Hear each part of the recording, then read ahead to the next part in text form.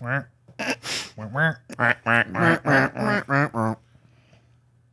up, everybody? Welcome to episode 14 of the Absent Minded Podcast. Today is September 2nd. And as always, I am your host, Travis Stockton, at Ray Charlesard. And with me to my immediate left is Andrew Crandell, at Andrew Loves Video Games. You know, I honestly thought you were going to go to Ethan this time. Always keeping you guessing. You never know. That just means I'm number one in his mind. Except for next week when he switches.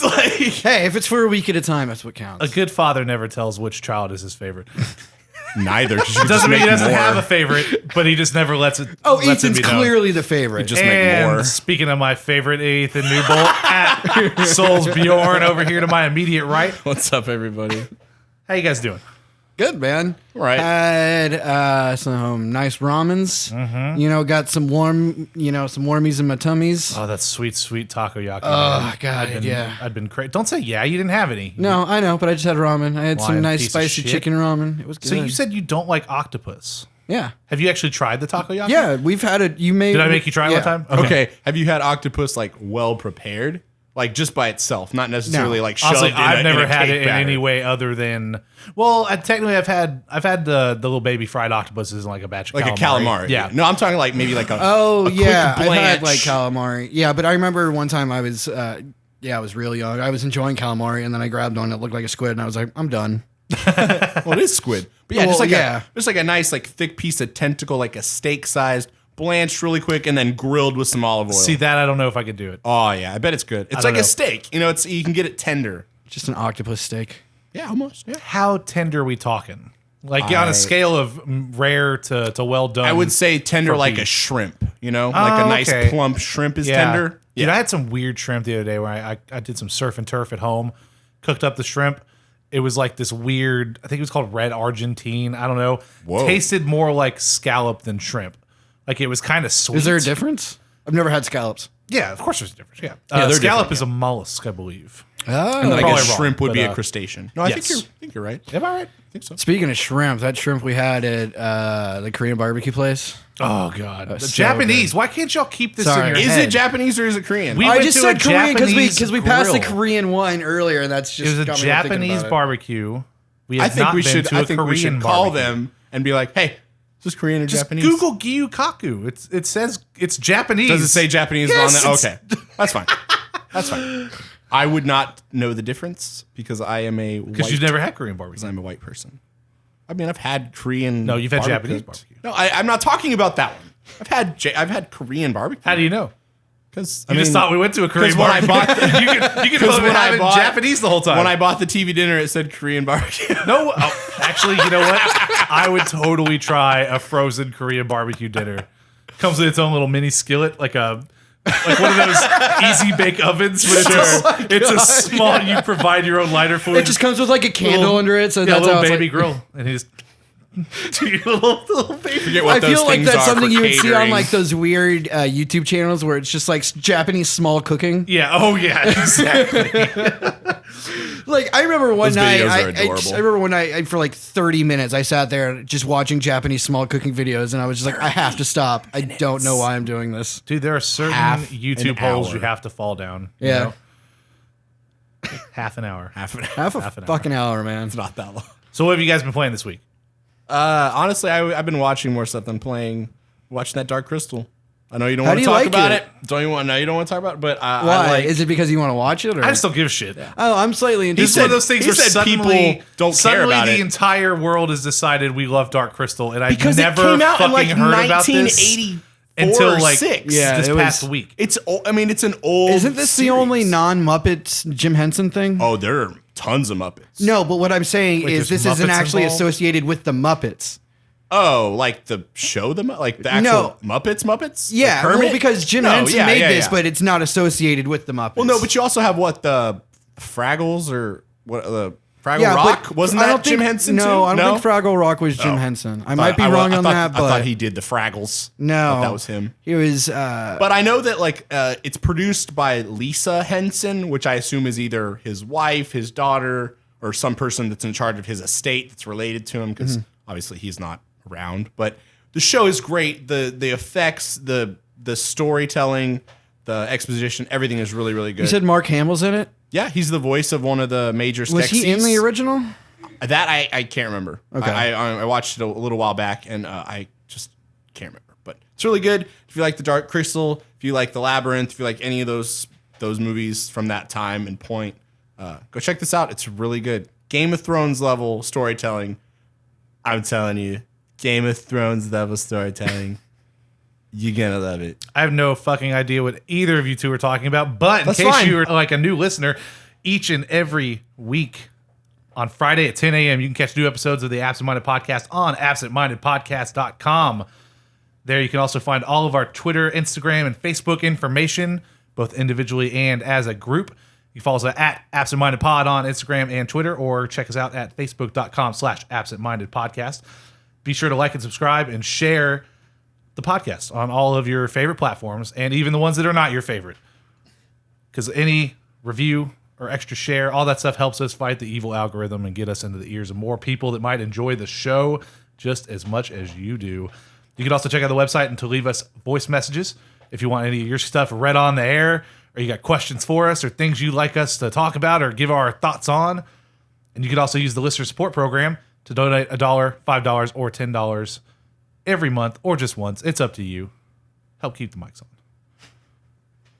We played Control this week, Andrew Ooh, and I. doggy.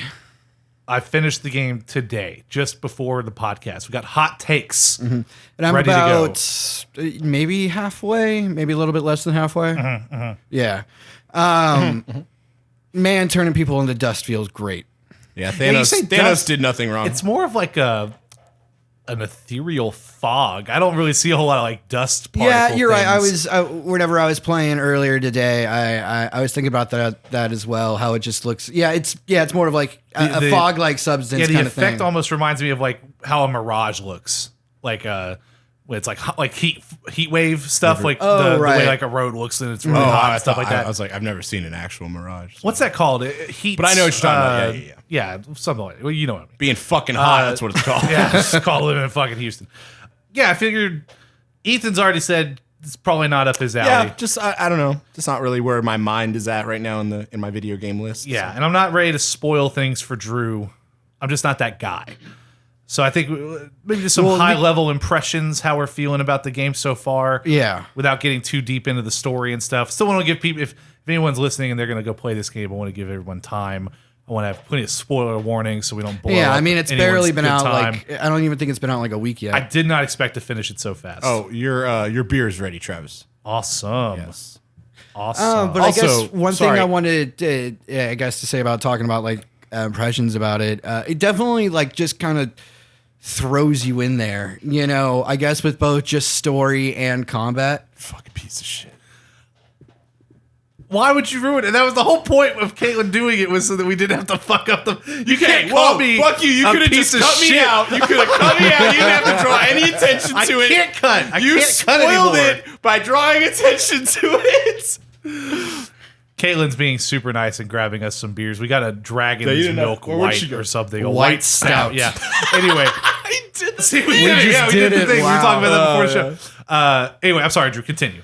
Oh, I was just one thing about what I was saying is just the game just really throws you in there, just story wise and combat wise. You know, you walk into a building and shit starts going crazy instantly. Yeah. and like me and you were talking with the combat earlier, just like those dudes that like fly in the air, you get hit once, like you're almost dead.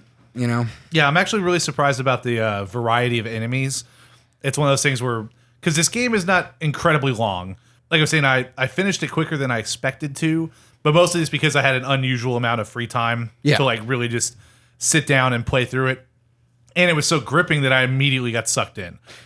I will say it does the way that it incorporates the FMV full motion video aspect of it really well. Remedy does a lot of that stuff, and it's really cool. Well, I will say, like when we tried to play Quantum Break on like the 4th of July, like when we got to like the FMV stuff, we were all, I know me and Ethan were kind of like, this is kind of weird, I'm not really into it. But just the way Anthem the aesthetic of it and how they do it, it really draws you in and brings you into what they're trying to tell you. Did you say Anthem? Yeah, did I I hear heard that? Anthem. I did too. I I might have literally had a said stroke I for a know. second. I was sorry. like, wait, no, that must have been me. I might have said Anthem. I'm sorry. Yeah, But and that's one thing too is maybe after you finish Control, I will say that I think the environment we were playing do, Quantum yeah, Break in once was I maybe get- not the best. right. Once That- I get not done very with focused, Control, I yeah. do want to go back and play Quantum Break. Yeah, but they do some cool stuff with the live action recordings and things like that.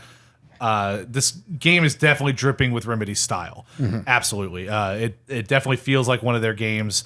The storytelling is, I thought, really well done. I read some mixed things because it is one of those games where I was telling y'all earlier, it's a lot like BioShock, and that like There's a lot of backstory. there's a lot of environmental storytelling, but then there's also if you're willing, you get a lot deeper in it through the articles you collectibles find, and yeah. context that's hidden around there, whether it's an audio log or again one of these videos and stuff. Like there's this one thing, I think you might have found the first one already, but there's one place where you go up and you turn on a radio and it's like this in-universe radio show called America Overnight, and it's like an AM radio show where the guy specifically has people call in that are talking either about conspiracy theories or weird things that they've seen happening in their town. Oh, I haven't come across this yet. Anytime I turn on a radio, it's just like a song. Yeah, exactly, and the music is very clearly like it's very specific what they're choosing and what they're trying to say with all of it. But just little things like that build the world so well, where it's like this in the universe talk show, and these guys are calling in, and then you find out later through either an item you come across or a report that you find that the bureau that you're working for now was involved in this thing. Like this guy's not actually crazy. It's like this actual event that happened and no one believes him. Right. But yeah, the whole paranormal side of it has definitely been checking all my boxes for me between stuff like I've talked about watching the OA and Dark recently. This is very much like that with the form of storytelling and the very tense atmosphere and The weirdness. yeah, lots of cool technology going on in this game as far as the way the building shifts around and stuff. But Your weapon. yeah, your weapon, Ethan, you mentioned that you saw in the trailer that you like the idea of these games where you have like one gun. It looks fine.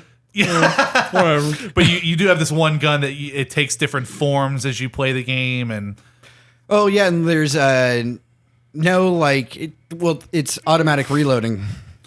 yeah, there's no ammo packs or anything. Basically, the way the gun works is that it's like attributed to your paranormal energy or something. So you have infinite ammo, and as you get stronger in the use of your abilities, your clip increases. So in the beginning of the game, you might get 6 or 7 shots before you've got to wait, and it's like But a by cooldown. the end, you'll get like 10 or 12. Yeah, by the end, you can get add-ons for your weapon and stuff that reduce the energy cost for it, and so you can, have that one, the one you called or you said you just got that is basically a submachine Pierce. gun. Yeah. Oh no, spin. Spin, where you can like let it just go. It's really cool. It's a lot deeper than I expected it to be as far as all the gameplay mechanics. I will say, like, it's definitely meant to be played as run and gun. You know, like you want to run around, shoot at people, throw an object at someone. Like you can tell, like whenever you slow down and like try and take an aim at someone, that's where the mechanics kind of slow down a little bit. It's not as fine tuned. It reminds me a lot of what they called for the newest Doom game, the combat chess, where you're specifically utilizing all of these different gameplay mechanics to get through a room instead of your typical cover shooter. Where you're sitting, or your other first-person shooters where you're strictly relying on your gun. Like I notice half the time I'm playing the game, especially in the end game, I'm mostly using my telekinesis powers and other stuff, and the gun is just this other thing I use when I've used up too much of like the launch ability or my levitate or all this other stuff. But yeah, we'll talk a little bit more about that next week once you finish playing it. Ethan, I really think this is one where once it goes on a sale or something, like you can play it real fast. I know. I don't know. I love Remedy. I love that studio. I love everything I've ever played from those guys. I'm gonna keep pushing this on people as much as I can because these guys they're a very unique studio in the kind of games that they make. Just like your Days Gone fix. Yeah, but I mean, I didn't really have any attachment to Sony Bend. Really, the only other game they made, I mean, they made Siphon Filter back in the day. Right. But the only other game I'd played recently from them was the Uncharted Vita game. So Days Gone was just something where, again, Sons of Anarchy plus zombies. I was like, dude, that sounds like everything I want in a game right now. But this is more like, I'm going to play anything Remedy puts out. And this actually ended up being really good. I like it a lot more than Quantum Break. I think this is like, for me, like I definitely like it way more than Quantum Break. Yeah. It's definitely holding my attention for sure. for me, this is like an 8.5 out of 10 or so. But I'd agree. we'll talk about it next week. Hopefully, you've finished it by then. I will. I think I'll be able to finish it by like Tuesday or tomorrow's Tuesday. I keep forgetting today's Monday because it's a 3-day weekend. I know Labor Day, guys. I mean, we always record on Monday. I know. Shut up. well, it's weird because this was the first week where we weren't here on Saturday Yeah. or Sunday to do the Movie podcast. the movie recording, but we'll be here next Saturday talking about Wing Commander. This Saturday. This Saturday. You're right. You're right. When you're right, you're right. Yeah. Ethan, you've been playing WoW Classic. Yep. You don't want to talk about that for a little bit? I do. I didn't know if you were going to bring it up. Of course I'm going to bring it up. I ask you guys, what have y'all been doing? You literally just wrote the docket. Like, we didn't even have a chance to look at Oh, it. what's I all don't know. pre-show stuff? I didn't section it. Hey, Exactly, let's talk it's not about even up there. Let's talk about control. Yeah, Ethan wanted the Sorry, document. I He didn't want to be peeked there lost for a and now second. I'm throwing him curveballs over here. Yeah, and I managed to find a way to play WoW Classic. Very last minute, like, what, the third day after it came out? Yeah, I think he must have just been really desperate and like something from the underworld very desperate. contacted you and it's just like, No, David picked me up from work. try Caitlin's laptop. He came over and I just kind of pieced everything together and was like, oh shit, I have a computer. I can do put it this. on a I have an computer." extra computer, laptop, not even a computer. And I have a little setup with the mouse and a plug-in keyboard and reliving that WoW experience. The very first basic vanilla WoW experience. Game looks like it's from 2004, 5. I guess. I was trying to say, when did you start playing WoW? Oh, I mean, I started. Was that high when school or middle school? It was the end of Burning Crusade. Like, it was deep. Oh, so you technically didn't start vanilla like 1.0 WoW. No. Gotcha. They had gone through some changes that were like, just kind of out of, just a little increase Life in improving. Yeah. Details of the graphics just kind of slightly getting better. Yeah. It looks bad. Well, remember Like, also you're playing on like lower end settings, I would assume, to get it. Oh, you got everything cranked up? No, I mean, but like the recommended that I have are not the lowest settings. Oh, okay. I mean, even now today, WoW is still not like a pretty game. it just didn't look great when it first came out. Like, Yeah.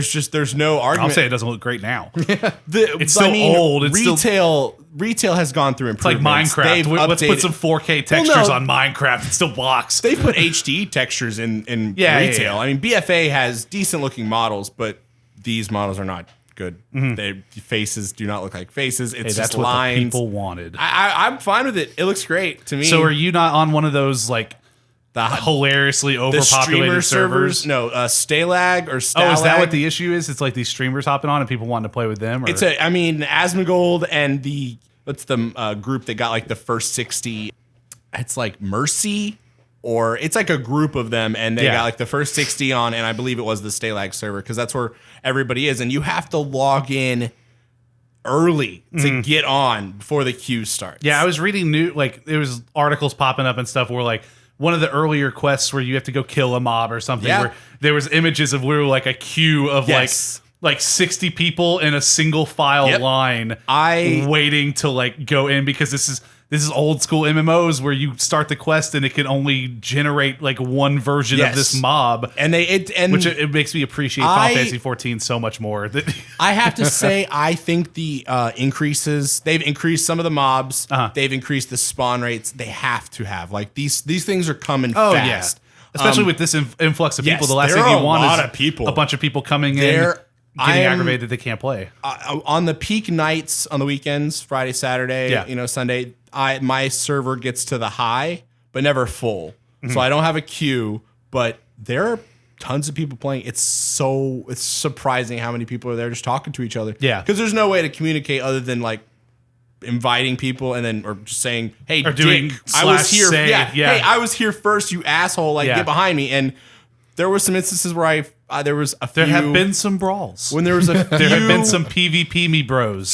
Too many people in one area trying to do the same quest, and I have one instance, and it was in one of the troll starting areas, and people were just like just hovering in a very tight Who can circle. right click fastest? That's all it was. That's literally all it was. And you had groups of like 4 and 4 and 4, all just trying to click first to get that damage to make that mob yours. Yeah.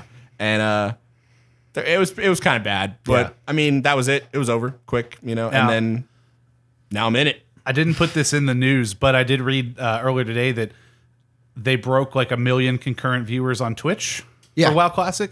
And I think that was like the game. first day Who was that it streaming launched. it? I don't remember. I was just curious. I didn't check the names Oh, okay. because nothing yeah, that that's I would fine. recognize. The typical like the big WoW streamers Probably, are the yeah. same ones that have jumped in and started playing Classic. But yeah, that was a big news piece because it was the first game that's broken Fortnite's peak concurrent that they've ever had. So It was a big deal. People have been waiting for this since, I mean, yeah. a long time. And People before were wanting WoW this for a Classic while. launched, I mean, it's been pretty low on the Twitch pages. Like, Yeah, obviously, BFA you is have a not- couple streamers that they draw a crowd, Yeah. but nothing close to Fortnite numbers. One of these guys was seeing 400,000 viewers on his stream. I mean, Asmund was getting, his number was so high. It's like, I can't believe that there are this many people literally sitting at a computer yeah. watching this. Yeah, 'cause they're at dude work, they talk can't play about, or- like, I need to drink another water because I've drinking 8 sodas today. People are like, hundreds of thousands of people are just, ha ha ha ha. It's crazy. Twitch is crazy. It's crazy, Which is but crazy. like, yeah, they're all 30. Like, there's a joke in every chat. It's like, hey, we're all like 30 here, right? And everybody's just like, yeah, me too.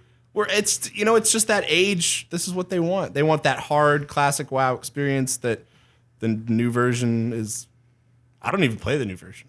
I'm not going to. Apparently, no one was. I want to play. I think that's finally why they were like, maybe we should just give these people Classic, even if it's just like a boon for a couple of months Yeah. in subscription numbers. But again, it's crazy these days that you can look at Twitch and see the numbers of people watching and get a good idea of how many people are playing Yes. your game too. Yes. Because those are people that are like, they're stuck at work, and the second they get home, they want to be playing that game. So they get that taste, but of they're it watching by it watching at work somebody too. else. Yeah, so it's like from little what I've taste. seen, there's a strong outside of the games that are more heavily narrative focused, like a lot of the walking simulators or Yeah.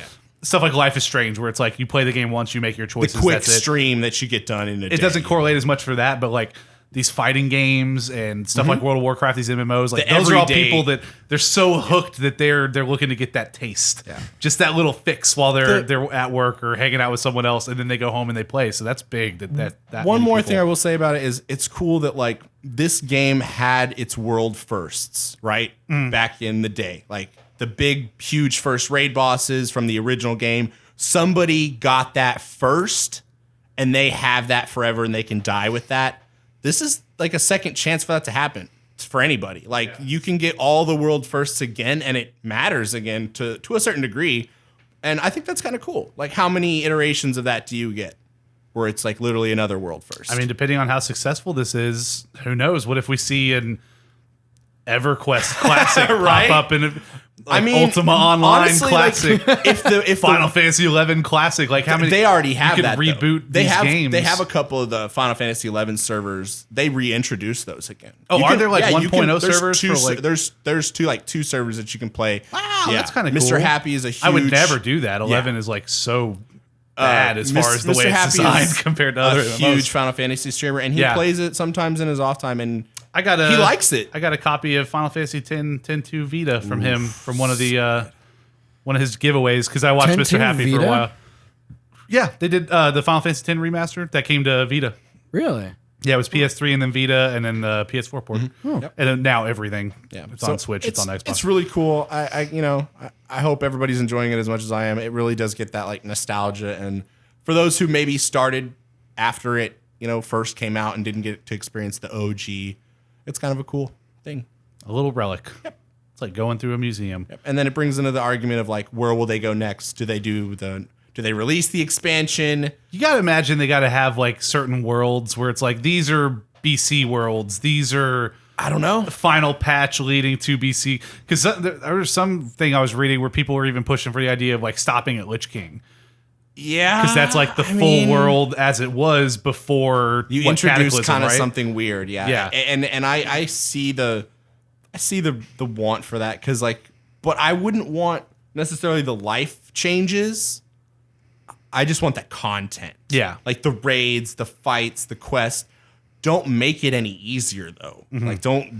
Like don't give me my mount at what they changed it to like something I don't really silly. remember what all the rules Yeah, were. they changed I a just lot. remember having to beg you and Matt for Yeah. money so I could get enough gold to. So yeah, buy I a want the flying content mount. because like Outworld or Outland and stuff, and some of those raids were cool, but I like how hard it is. It's the walking is awful, and yet I think if they're so smart, because like a peaceful lot at of the these same numbers time. are obviously going to die down as the hype dies down. sure. It's and- I mean, it's not even been out for a full week. yeah.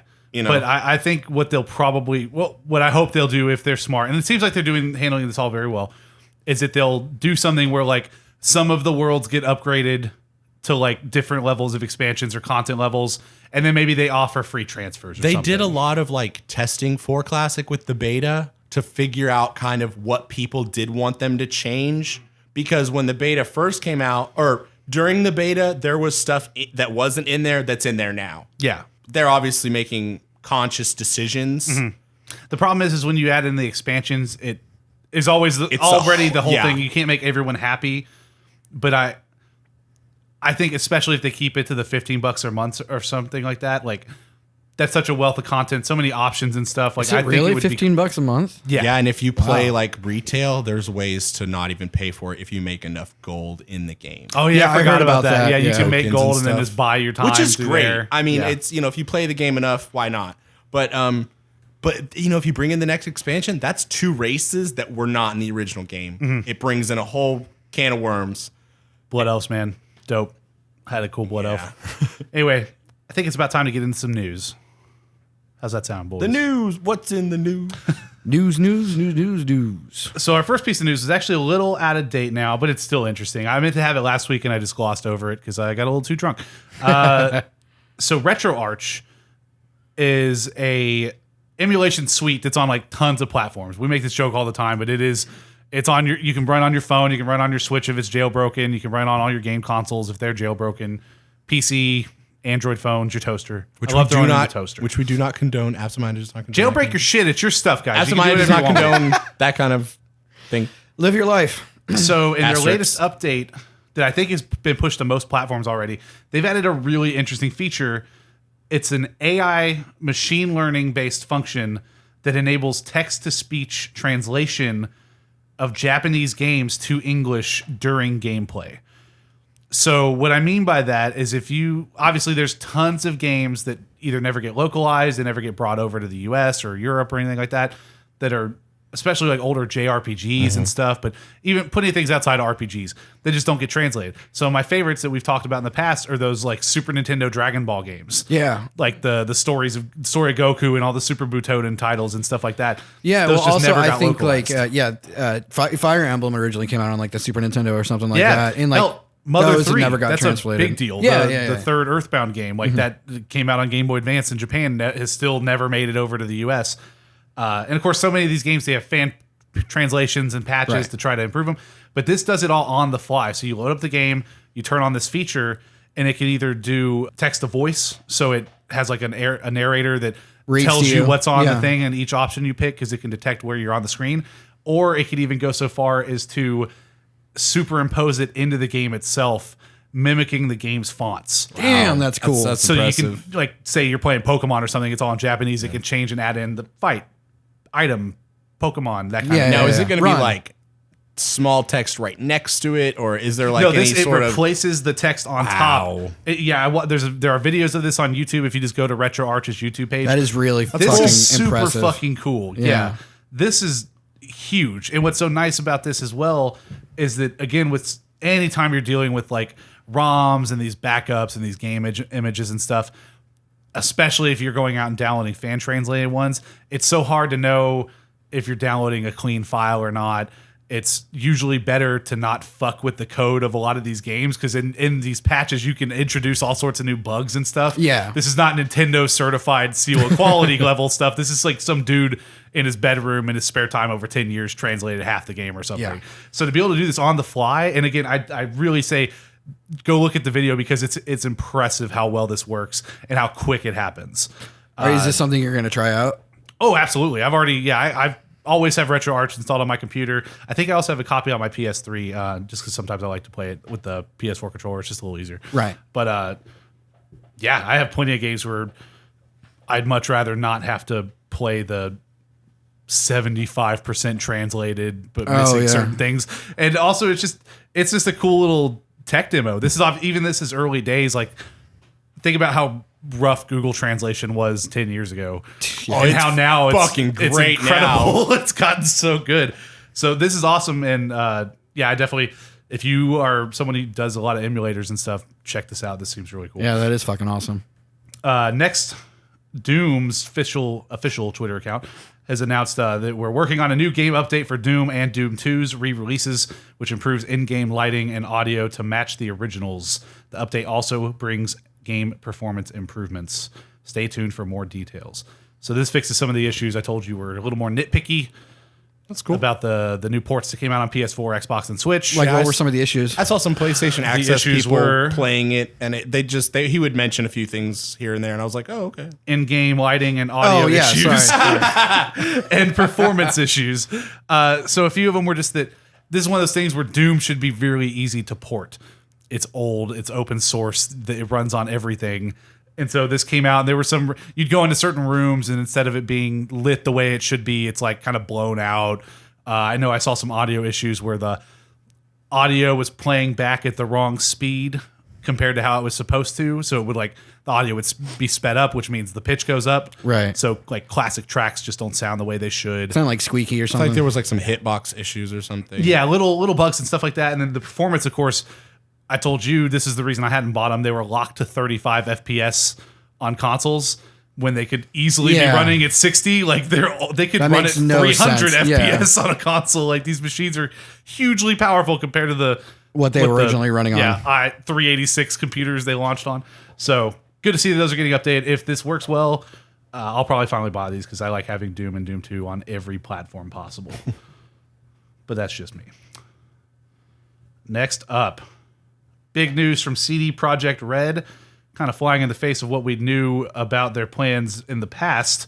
They announced recently that they plan on being a dual franchise studio moving forward, which means the Witcher series and Cyberpunk. Yeah. So were they not already doing that? Well, they only had The Witcher, didn't they? Confirmed? Well, I think they've done a couple other things, but they had said after The Witcher 3 that they were done with Witcher games. That's right. They kind of they didn't say it was impossible for them to go back, but they were kind of like, Geralt's story's done. We're not going back to The Witcher anytime soon. They could do Ciri's story.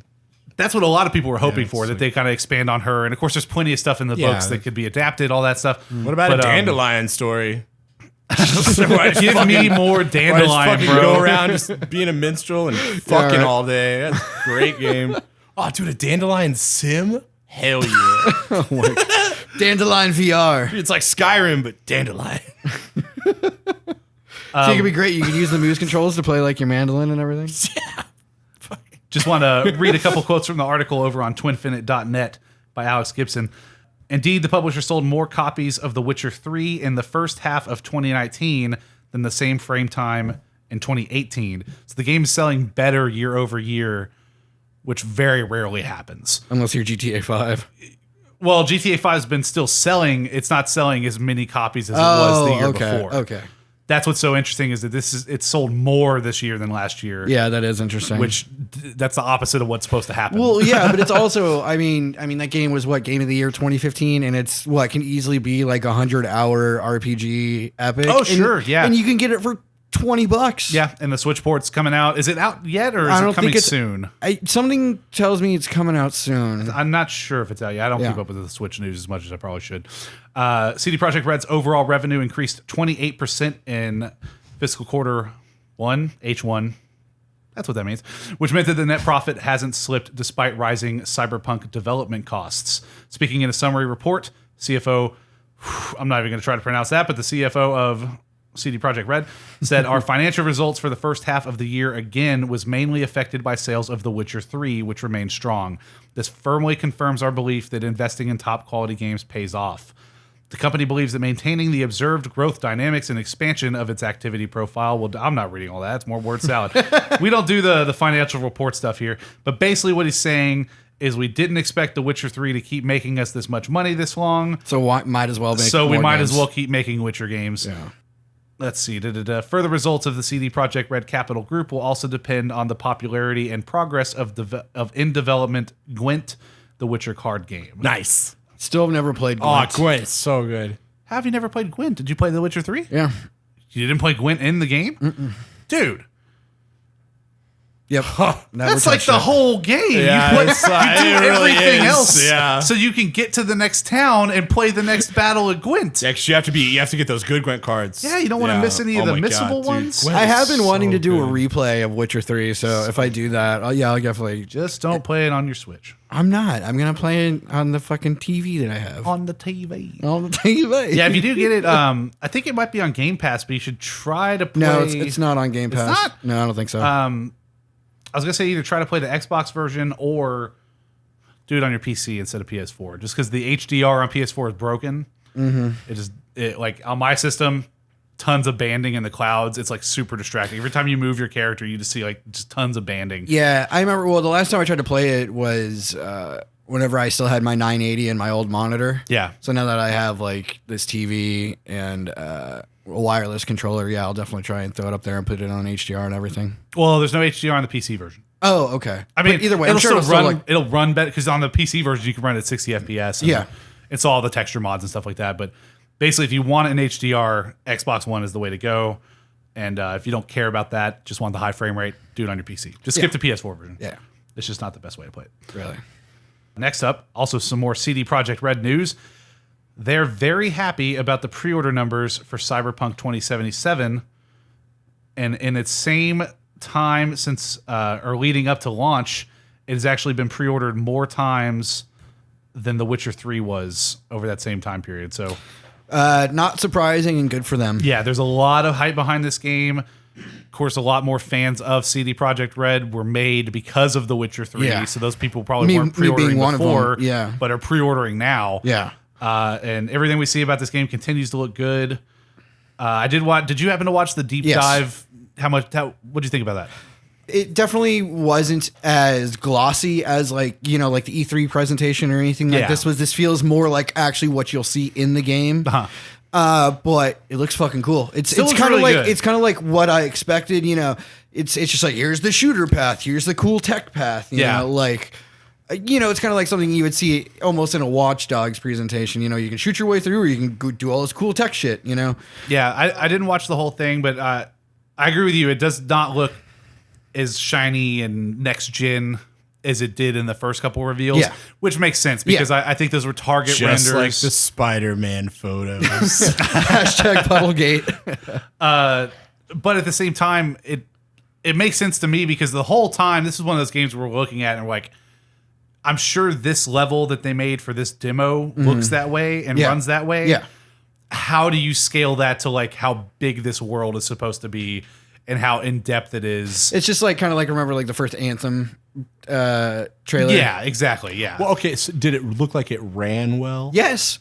On here it looks fine. Yeah, well. I'm sure they were definitely focusing more on performance Sure, in that moment. this game's out in April. Like, Yeah. Is it really April? Yeah. If it's I mean, not that's now, still a good it should Oh, be no, no. feature complete fairly soon. Store should be done fairly soon. The rest of it's just we got to make Bug this run fixes, well on fine-tuning. PS4 and Xbox One, the base consoles.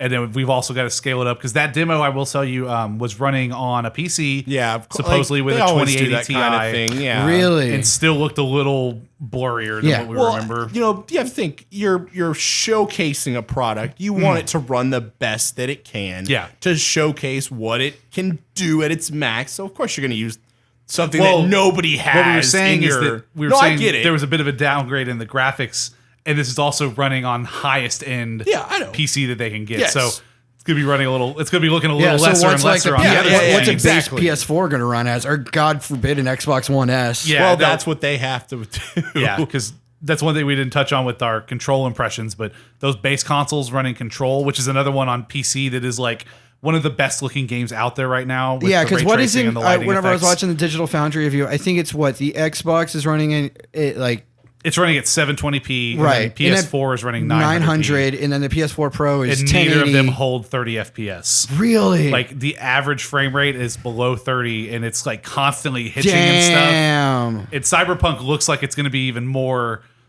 of a Intense than that. intense thing. game than even Right. those. So it's really what's important is not pissing off all of the people that still own these base machines. Which I mean, upgrade your fucking consoles, people. I mean, feel like, Jesus. I feel like if I remember correctly, Witcher 3 when it very first came out had some performance had issues. some Did issues. it really? Today it has performance issues. Yes, It's still not but perfect you know on what? console.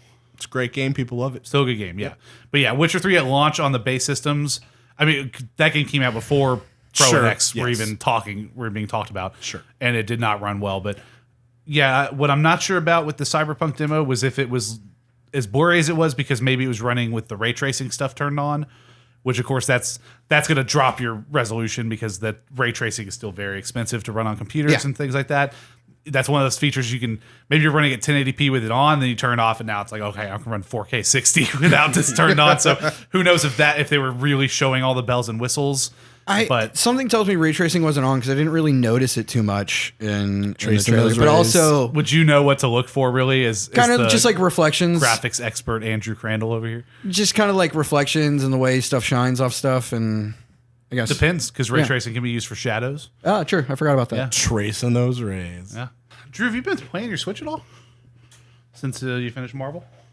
I haven't finished Marvel yet. I finished Mario Maker. No, I haven't been playing my Switch at all. I need to, but because like normally my time to play it was at work, and Have and you had now, to do actual work lately? well, yeah, I've been really busy lately. Yeah.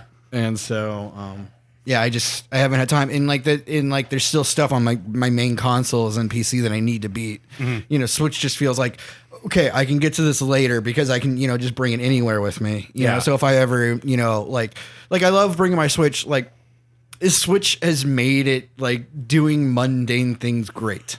Because like, say like you got to go to the DMV or something. Fuck it, I'm bringing my Switch. Yeah. Like.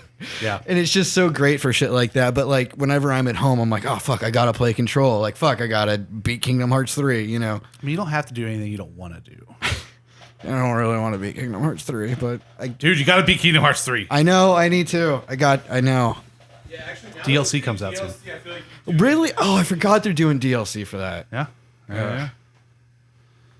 Yeah, I really want to play Fire Emblem Three Houses, but I've heard it's fucking in depth. I just wish it Yeah, was on exactly. PS4. That's just It also didn't the look thing. like shit. Yeah, that's also just like the thing about it too. It's just like the next game I want to play for Switch is Fire Emblem, and it's like fuck. I don't know if I can invest in time into this right now. Yeah, that's such a long game.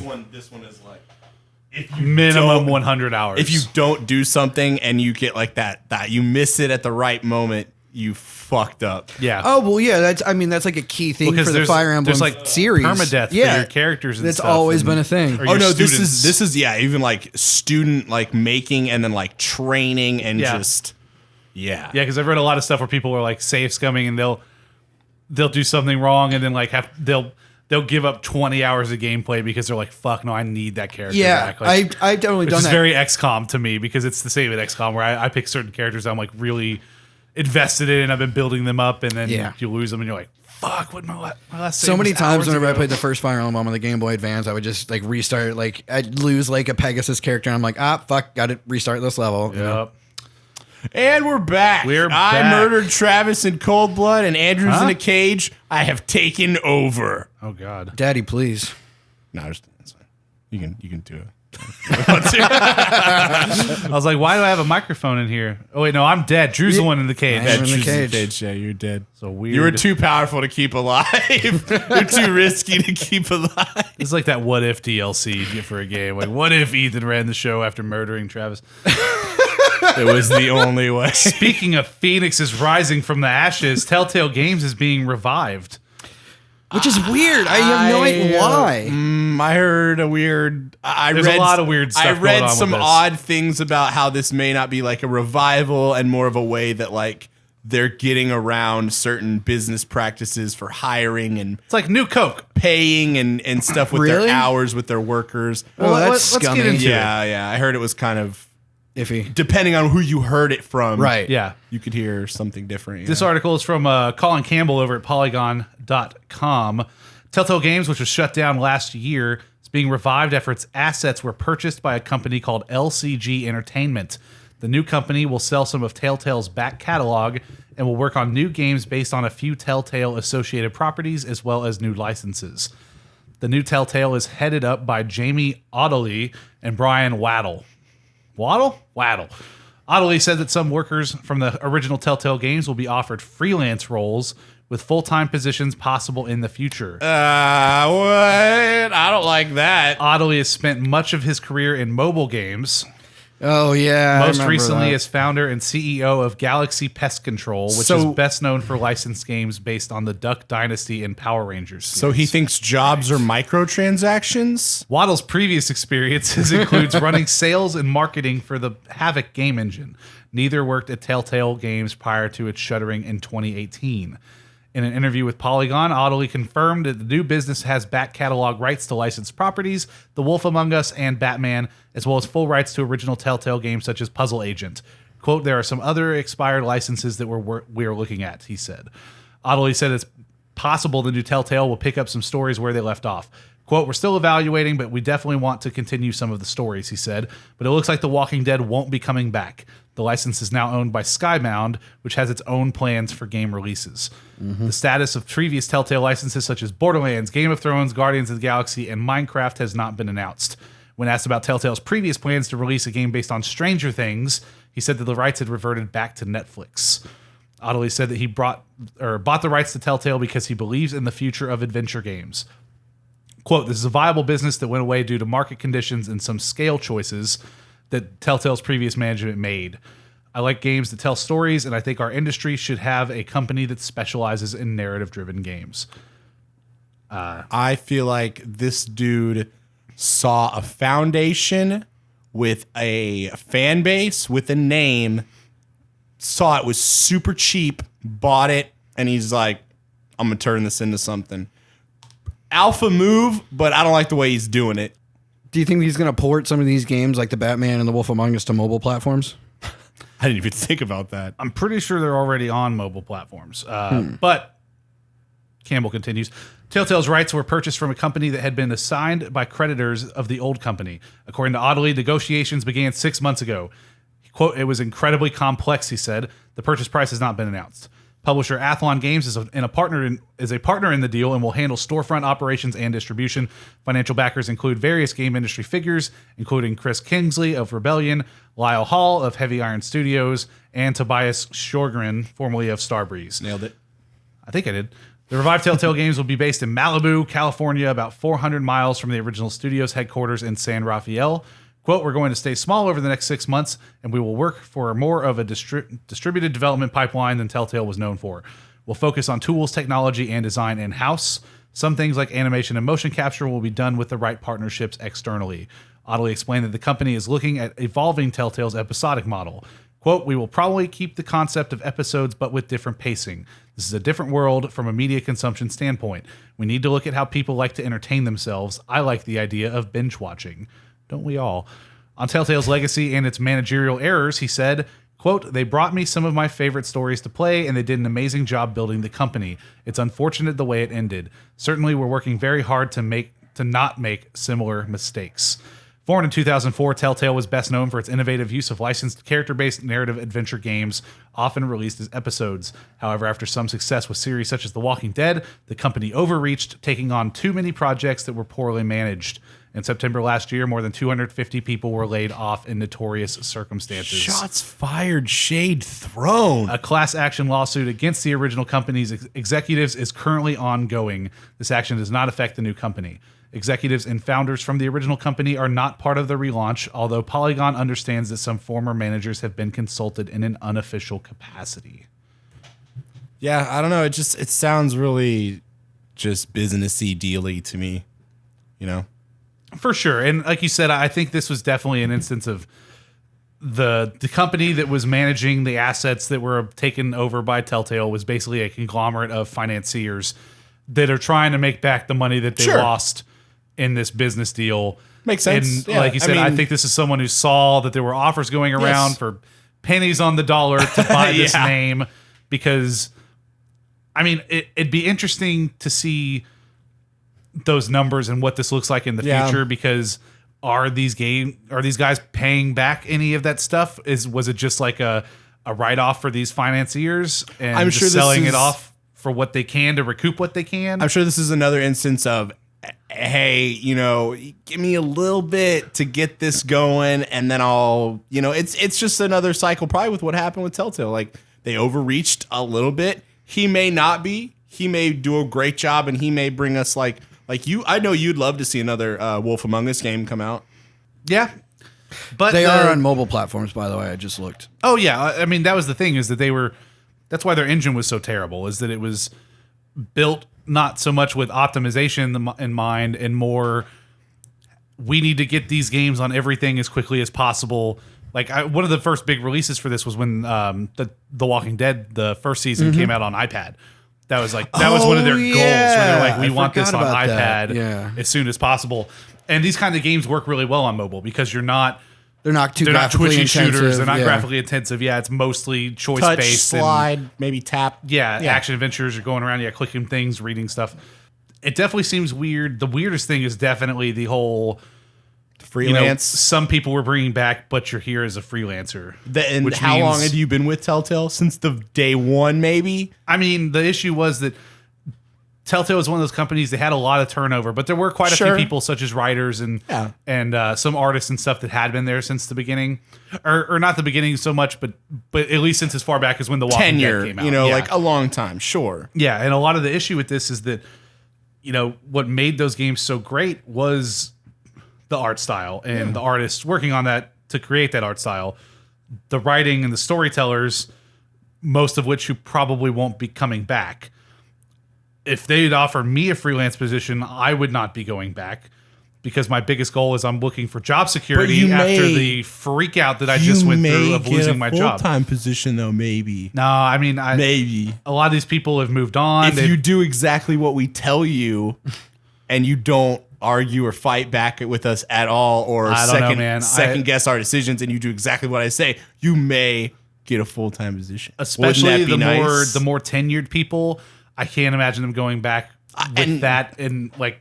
And I wouldn't either. In this industry, if I was a established developer, I would look elsewhere. Yeah, Well, it's like, why would I go back to doing a job for less money and less, It's not the money so much. It's not. I don't know if y'all watched the documentary that NoClip did about the Telltale shutting down and everything. No, I didn't even know I did one. News. So the biggest thing was that when Telltale was closed, the staffers were told that week that they had to have their stuff out that day, and that come Friday, all of their benefits were gone. Yeah, there was no severance. They did not have a way to place them in jobs anywhere else. So it was just, they went to work like any other day and were told not only did they lose their job, but like no benefits carried over, nothing. And I feel like having that freelance just bypasses all of that nastiness if it does turn out that way. Of course, because they become contractors. Yeah. So like now instead of having a bunch of people because they're going to be like looked at like by hawks looking at this and saying, okay, I'm joining on as an employee. What does my benefits package look like? What happens if you close down? Am I going to get my health insurance for 6 months or 3 months afterwards and stuff? Now that you've got all these people that have so many more questions they're going to need answered before any employment opportunities are taken.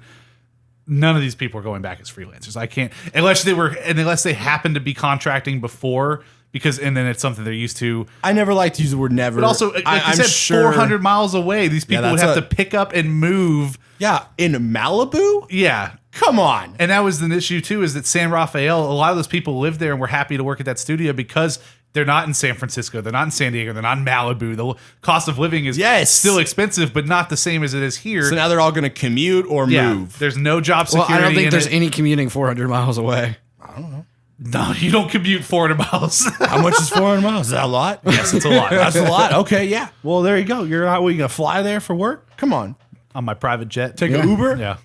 So an Uber 400 miles. Lift me up there 400 miles? It's definitely weird. It's sketchy. It really is. Like, I mean, I don't think it's sketchy so much as it's a little sketchy. Come on. I don't think it's sketchy because they'll make the products. The people they are hiring will hopefully get paid and stuff like that. The only sketch part is that like this is not the same Telltale as it was before. Well, obviously though, that's it's like if a band breaks up and then only the lead singer comes back and he hires six more dudes. You would be naive still the same band. And almost foolish to expect that though. Like that's obvious with. Yeah, remember a lot of people don't know. Well, that's true. If they happen to play the Telltale games and they're like, oh, I enjoyed this, but they're not someone who keeps up with the name of a studio that makes a type of game. But I mean, even the and then first season 5 comes out or whatever. But even the first seasons of Telltale Games were not the same as the last season. Like those were not the same people. Some of them, yeah, were. sure. A lot of the heart of it, the artists and the writers, most of those people, the ones, like I said, the ones that started on The Walking Dead season 1, at least 50 staffers at Telltale out of the 250 that were let go of were people that had been there. Like they signed on their first shipped game was season 1 of Walking Dead. It's not a lot, but that's what I'm saying is the turnover. I'm talking about people that are, art director, lead writers, project leads, not necessarily the lower on the rung, like someone who's just making assets for the game. I know There's a lot of that turnover, but the heart of a lot of these games were people that had been there for many episodes. People that like the tagline of when you're talking to the Telltale's fan base, you're saying, Batman season 1 being handled by the same writers and artists that did The Wolf Among Us. Yes. And within that small community, you're like, oh, The Wolf Among Us, that's the game that got me into Telltale. I'll try the Batman game. Whereas if you say, oh, the Walking Dead people aren't involved, maybe I won't play this Telltale I'm just talking game. like the beginning of Walking Dead and then the end of Walking Dead feel completely different. Like the soul is different. I guess. Never Did you played actually any play of the those Walking games, though? Dead games. I've watched. Oh, but you I've watched watched them. them, That's which right, is, that's right. I mean, with those, it's basically. No, it's not the same. Come on. You don't feel Clementine the same way. R.I.P. Actually, I don't know if it's R.I.P. I've only played episode 1 of season 4, I'm not gonna so say anything. I haven't finished it. Yeah, no spoilers. Next up, a real R.I.P. End of an era. Uncharted 2, 3, and The Last of Us. Their PS3 multiplayer servers go offline tomorrow. R.I.P. Yeah. So obviously not a lot of people playing the PS3 versions anymore. But what's extra sad about this is, of course, I'm sure you guys know, The Last of Us did get the multiplayer in The Last of Us Remastered on PS4, but multiplayer for Uncharted 2 and 3 was not brought into the Nathan Drake collection. Oh, that sucks. So the only way to play those multiplayer games were to The load up your PS3. PS3. And at least for Uncharted 3, I believe, decent amount of people still playing that game. Is that the one with the grappling hook where you like? No, 4 is the one with the Grappling hook was grappling. introduced in 4. Swing around. Yeah. I played a lot. I mean, yeah, I played a lot of Uncharted 2 online. I loved Uncharted 2 online, actually. Yeah, those were weirdly awesome multiplayer games. And plus, I was so mostly playing PS3, not a lot of Xbox 360 back Yeah. then. You didn't get a whole lot of, outside of Call of Duty, there weren't a whole lot of like multiplayer games to ingrain yourself Third in. person. And everything else, yeah. shooter. Exactly. Yeah, that's what I was trying to get at. I also played a lot of Last of Us multiplayer as well. Have not played that game. You are a fucking So fool, good, and you need to man. play that game. So Don't raise your good. voice to me. God damn it, Ethan! Play fucking Last of Us and Celeste. No. Yeah, so if you still have your PS3, happen to own those games, want to give it one last hoorah, you missed it because this will be down by the time you hear the podcast. But Drew, Sony you're a let you know a child. few months ago, and yeah, R.I.P. Hoping Did for you some ever good play stuff from. any Last of Us online? No, not a whole lot. I think I might have dipped in to the PS3 one back then, and I've been wanting to play 4 just because it's another one where people talk about how good the multiplayer is for Last of Us. Yeah, What's it called? Grounded? Is that the name of the mode or one of the gameplay types? I think so. Yeah, I really, yeah. The multiplayer I for Last really- of Us. Yeah. Yeah, exactly. Hard hitting journalism here. But no, I think the Last of Us multiplayer was pretty underrated. I felt like it was a nice addition. It wasn't tacked on or anything. It wasn't like the Tomb Raider multiplayer. Yeah, it's one of those where like Naughty Dog made it in house. It wasn't like they didn't outsource that to some other development house or some smaller team. Like it's one of the few games where it's a single player game where, like you said, did not feel tacked on. It felt like just as much love and care went into multiplayer as the single player. And it's the same for Uncharted 4. Yeah. We don't play that online as much, but we definitely enjoyed the beta from what I remember. Oh, yeah. And I played quite a bit when it first came out. For the first month or so, I played a decent amount of that Uncharted 4 multiplayer, and same thing, just as good, very fun. Next up, we got your free games for the month. Free game. If you're subscribed to PlayStation Plus or Xbox Live Games with Gold, for the month of September 2019 on PS4, you get an Arkham Knight and Darksiders 3. Nice. Yeah. Those are pretty good. I'm not gonna lie. I mean, Darksiders 3 just came out pretty recently Yeah, ago. I'm surprised that's going free to play, but Yeah. Dude, THQ Nordic's making moves, okay? I bet they saw that paycheck because nobody's ever released the numbers for like these PlayStation Plus games or the Xbox games with gold things. Really? But contracts get made where they're like, okay, because obviously if you're going to give your game away for a month for free, there's a lot of math you got to do. You got to talk to your departments that handle finance and signing payroll checks and stuff like that because you're saying for this month and the week leading up to that month when it gets announced, no one is going to buy that game because they're going to get it for free if they have PS Plus. Or does it make, are our sales big enough right now where we'll easily like recoup whatever amount Sony's willing to pay us or Microsoft, or is this a good boon? Are we going to be able to? I mean, but it could finance work. Another project? It could work for you. I mean, Rocket League originally released as a PlayStation Plus game, and that game blew the fuck up. Oh yeah, obviously there's some huge success stories. Yeah, but it's always something where you got to wonder on the slower months is it because they didn't get contracts in time. Like we've obviously had plenty of months where like I don't want to play either of these games. Like you're getting like just some hot garbage or stuff. I think I booted up Wipeout once last month. Yeah. But yeah, Batman Arkham Knight, awesome game. Was Arkham Knight the last one? Yes, Yes, it was. Okay. Batmobile The third one and with the all. Batmobile, yeah. Yep. Yeah.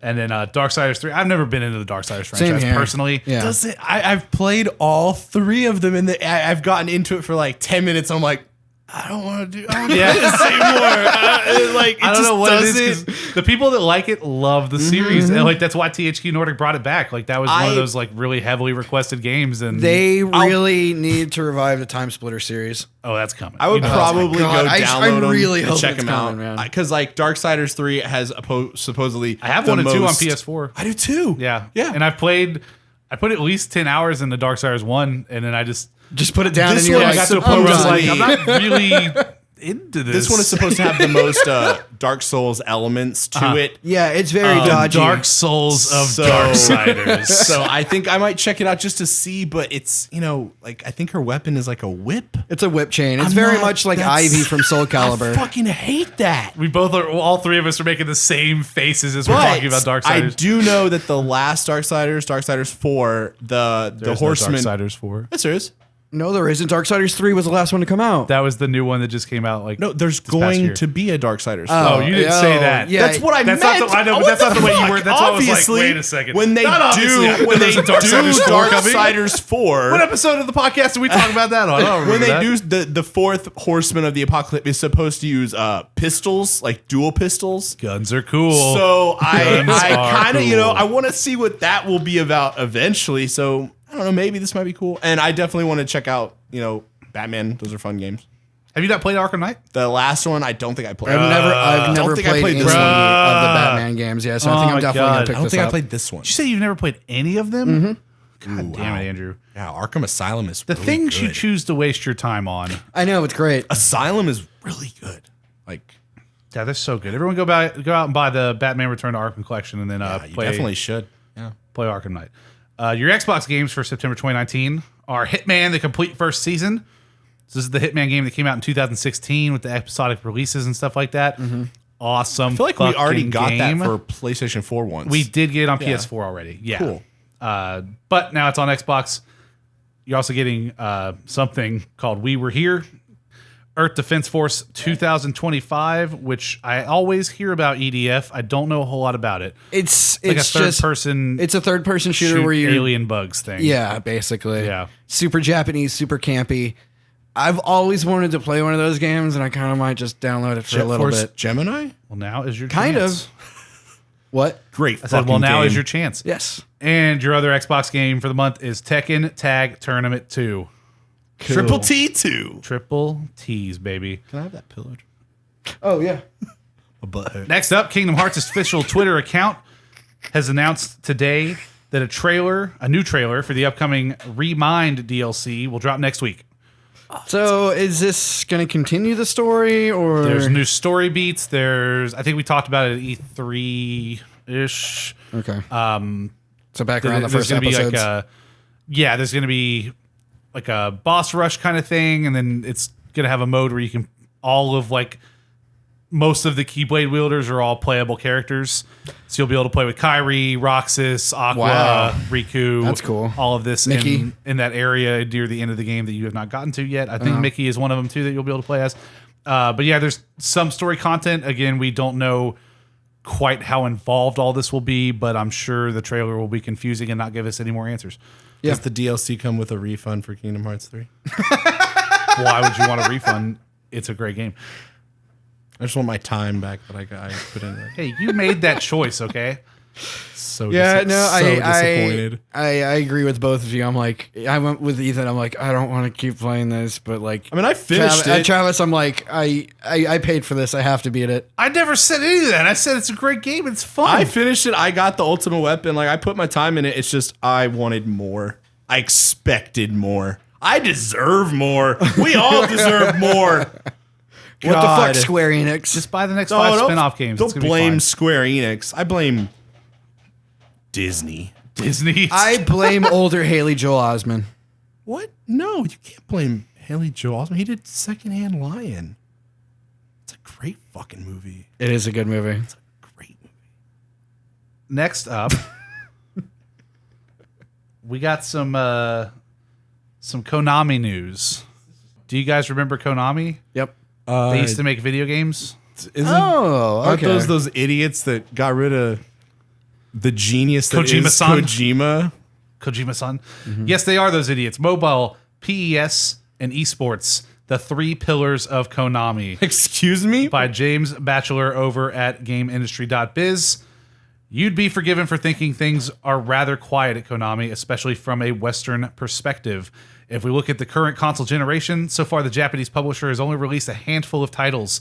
Metal Gear Solid 5, including its prologue Ground Zeroes, and its Survive spinoff that nobody wants to talk about. It's shit that was. Super Bomberman R, a Yu-Gi-Oh! Adaptation, and the annual outing for Pro Evolution Soccer. What? What is PES? Pro Evolution Evolution Soccer. Oh, sorry. It was one of the Remember, games it we was one of almost the- got for free. Sorry. I was PlayStation pissed Plus. when they took that down. Well, I Andrew wasn't was pissed. single-handedly keeping the PES market afloat. It's true. And yet the Konami's financials are always in rude health. In fact, 2019 marked a 5th consecutive year of profit growth. As anyone who has delved into the publisher's fiscal reports will tell you, like we do all the time, we love those fiscal reports. Mobile and PES have been the backbone of their success, but the company emphasizes there's more to it than this. Adaptability is the key, targeting broader demographics with its biggest IP through as many devices as possible. Quote, the devices to play games is diversified, and the number of people who have the chance to play games has increased. Konami Europe President Masami Sasso tells Game Industry Biz. We have been working to have our IPs on multiple devices, such as the PES series for console and mobile, and the Yu-Gi-Oh! Series on physical cards and mobile games to reach many users as possible. We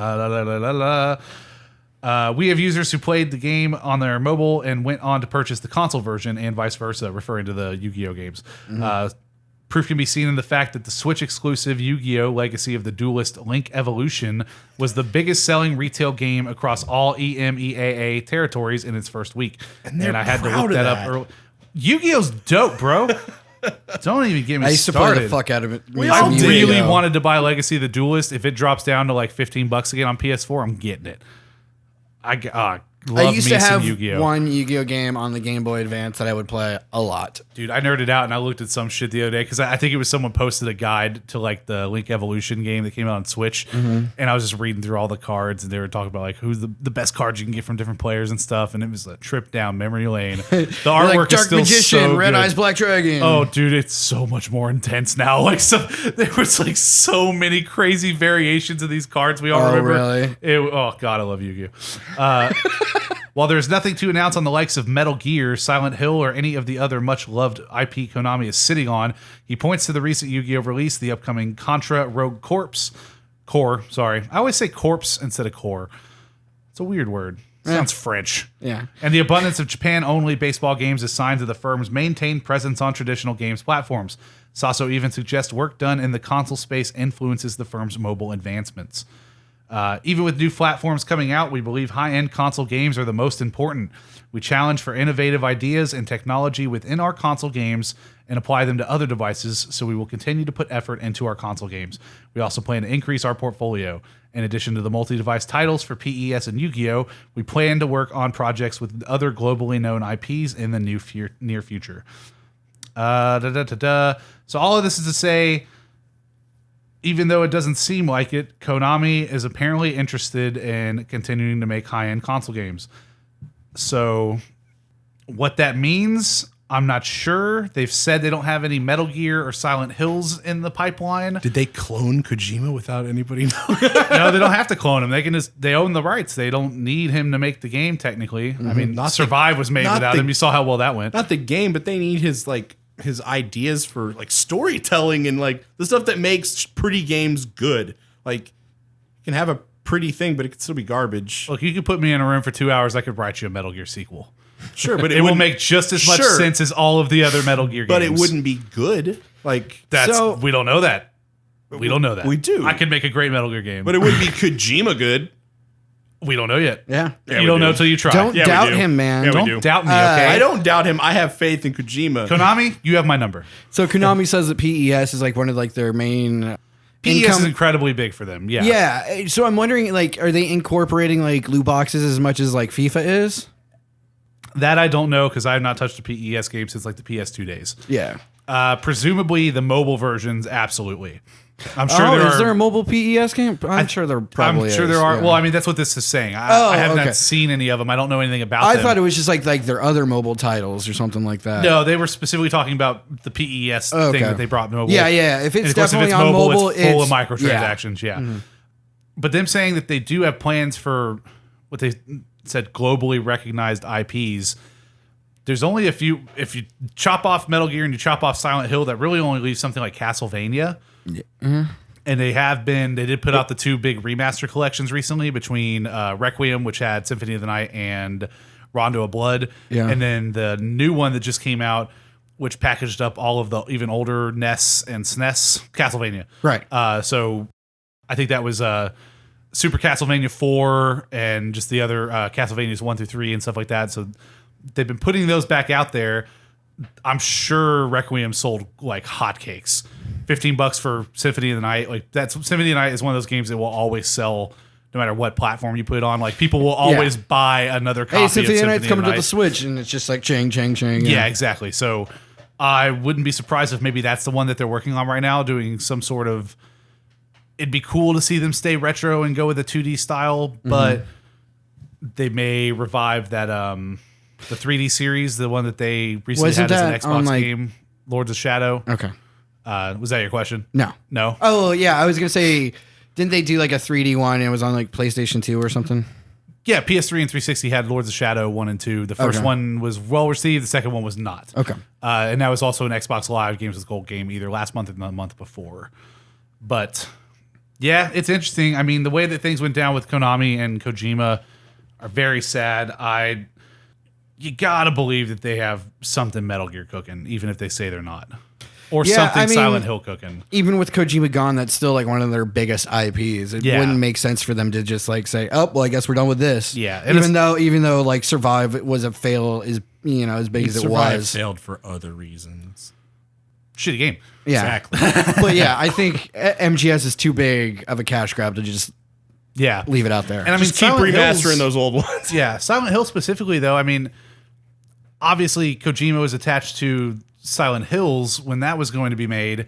Was he really? Yeah, that was the big the one with thing. Norman Reedus? Yeah, that was. Yeah, because that was the whole PT thing. Yeah. Okay. And I'm so dumb. I wish I never deleted PT. Oh, if you ever had it, I can get it for you again. Really? Yeah. There's a little. Basically, it's just a little proxy that you can run on your computer, and you can download it straight from Sony servers. Oh, we might have to do that. I've done that every time I've ever reset my PS4. Okay. Because even if I've had to reformat my system. I've re-downloaded. That's just one of those things I just want to have because it's just such a gem. And Did they have a physical release for that at all? It was a demo. Yeah, that's what I thought. Yeah, I honestly I think if anything, I wouldn't be surprised if we saw a Silent Hill game before we saw anything Metal Gear. Yeah, because Silent Hill again, Kojima was working on it, but historically he was not involved with that franchise. There's nothing that says someone else can't come in and lead that game if they have someone working at Konami that's interested. Yeah, exactly. It's just so weird because like we get all these stories filtered through translators in the game industry and the people that are giving their opinion pieces here versus You kind of lose the intent of what was originally said. yeah, like in Japan, I wonder what the feeling towards Konami is. Yeah. Is there a fuck Konami movement that was in Japan, or was that just like American and Europe? Do you Twitter? mean like between Konami and Kojima Productions, or do you mean just like their fan base? The fan base, yeah, just the gamers out there. The Something people tells that are, me Japanese people are more respectful. They are. I mean, You know, to definitely, not, that's like- their culture. At the same time, But- you've got people that get mad about anime you Yes. make and burn down studios. Yes, That's very true. Yes. Yes. So there's Yep. probably Okay, the good good point. and bad eggs. You know, I'm sure there are emails and letters that do get sent, but for the most part, I'm sure it's I guess the general consensus is what I'm curious about. Yeah, I'm sure the general consensus is very respectable. Yeah. You'd probably have to dig a little deep to find the Yeah. dirt. Because honestly, I don't know what kind of talent they have over there now that would be a Kojima. Obviously, he's like Yeah, he's a come on. superstar Yeah, as far he's- as like game developers He's a and designers Hokage are. among. But I wonder if they Naruto. have someone that would be able to take the reins of a franchise like Silent Hill and give us something new. Sure, they have like a quiet person there that's like that could do it, but he doesn't want to speak up. You know. I do know. I don't know if I ever showed this to you guys, but the guy that runs the channel, Super Bunny Hop, I've shown you a couple of videos from that guy, and he had a video where he went to Japan and went to arcades and stuff out there. And one of the things he was exploring was how big Metal Gear is in Japan. And he went to one place that was think of like a big laser tag arena, except it's a coordinated paid actor Metal Gear live simulation. Oh, So awesome. you That's go in fucking dope. and you and your friends become someone who's like working alongside Solid Snake. Yeah. And you are given like trank guns and like body armor, like equipment But it's all to like put on. laser gun stuff. Yeah, Right? Uh-huh. and you like stealth sneak around and like crawl through Oh, vents. please tell me you hide in a box at least once. Yeah, there's a cardboard box. You're there Has to to be. dismantle a Metal Gear, and it's this like you pay. It's like $200 a person or something American? but it's like I think so. I think the Yeah. conversion rate something wrong there. $200 yen. Yeah, 200 yen Right. dollars, Was that Japanese like dollars. 17 cents? No, 200 yen Jesus, is their like economy's not doing that. 200 yen is like $2, But, I think. I can't remember all the details, but I think he said it's like a 2-hour long experience. So this is like an And- escape room type. Yeah, Yeah, but it's like- Metal Gear themed. And fucking That's cool. so he cool, said it was dude. super awesome and he had a ton of fun. And then he also went hunting down production value. for a very specific Metal Gear Solid 3 HD pachinko machine that they had there. Sure they have 'em. Where Konami, of course, licenses this thing and they They develop have it. to, don't they? Well, I mean, it's Konami's IP, but Yeah. like they own the machine, like they design it and all this stuff. Oh, Yeah, they make it Yeah, they didn't in-house. like put it out to anyone else. And in this game, they have like they remade all of the cutscenes for Metal Gear Solid 3 in the Fox engine, to go on like a. which is the engine they made Metal Gear Solid 5 in. Wow. And it's only in this like arcade pachinko machine. Weird. So as you achieve different things in this pachinko game, You get to see the story new- from Metal Gear, and it has cloud saves and stuff, so you can put in like your email and stuff, and What have the like your user fuck? save, so you can come back and play it and pick up where you left off. They're just better than we are.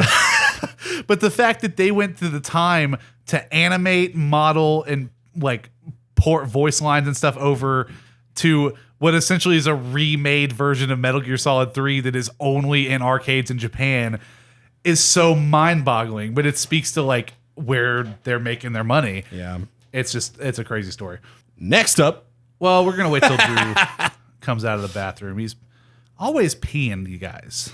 Always peeing. today's a weird episode Why is today a weird episode? because we've stopped like this time and then now and. Because we all had 2 waters at the ramen place. Drew and I had soup. I don't think Drew had even one water at the ramen place. You might be right. He had a beer. He did have a beer. He had a beer.